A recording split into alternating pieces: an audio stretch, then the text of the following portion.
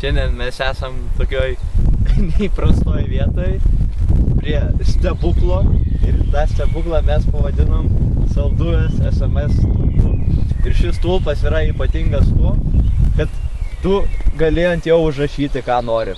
Štai vat yra užrašyti visokie užrašai G+S lygu GPD 2010 metai, taip pat funny@gmail.com ir dauguma kitų užrašų. Ir taip pat, kuris žmogus nori, gali vat prieiti tiesiog vat prie šito stulpo ir tiesiog užrašyti.